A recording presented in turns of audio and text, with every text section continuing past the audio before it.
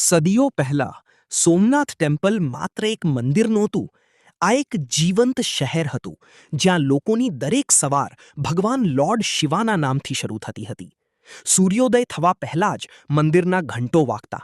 બ્રાહ્મણો વહેલી સવારે ઉઠીને અભિષેક અને પૂજા માટે તૈયાર થતા. ગામના લોકો દરિયા કિનારે જઈને સ્નાન કરતા અને પછી સીધા મંદિર દર્શન માટે આવતા. એ સમયનું વાતાવરણ એટલું શાંત અને પવિત્ર હતું કે જાણે દરેક શ્વાસમાં ભક્તિ હતી. મંદિરની આસપાસ બજાર લાગતું, જ્યાં વેપારીઓ દૂર દૂરથી આવ્યા હતા. કોઈ સુગંધિત અગરબત્તી વેચતો, કોઈ ફૂલમાળા બનાવતો, તો કોઈ યાત્રાળુઓ માટે ભોજન તૈયાર કરતો. સોમનાથ તે સમયનો એક મોટો વ્યાપાર કેન્દ્ર પણ હતો. દિવસ દરમિયાન યાત્રાળુઓની ભીડ રહેતી. સંતો અને ઋષિઓ અહીં આવીને ધર્મ અને જ્ઞાનની વાતો કરતા.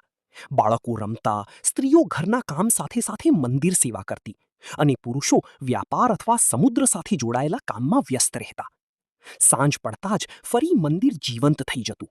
આરતીનો પ્રકાશ, શંખનો અવાજ અને ભક્તોની ભીડ, આ બધું મળીને એક દિવ્ય માહોલ બનાવતું. લોકો પોતાના દિવસના કામ પૂરા કરીને ફરી ભગવાનના દર્શન કરવા આવતા. પણ આ શાંતિ હંમેશા ટકી નહોતી. દૂરથી આક્રમણકારોની નજર આ સમૃદ્ધ શહેર પર પડી. છતાં પણ અહીંના લોકોની આસ્થા ક્યારેય તૂટી નહોતી. આ જૂનું સોમનાથ માત્ર એક સ્થળ નહોતું, આ એક જીવનશૈલી હતી, જ્યાં દરેક દિવસ ભક્તિ, મહેનત અને એકતાથી ભરેલો હતો.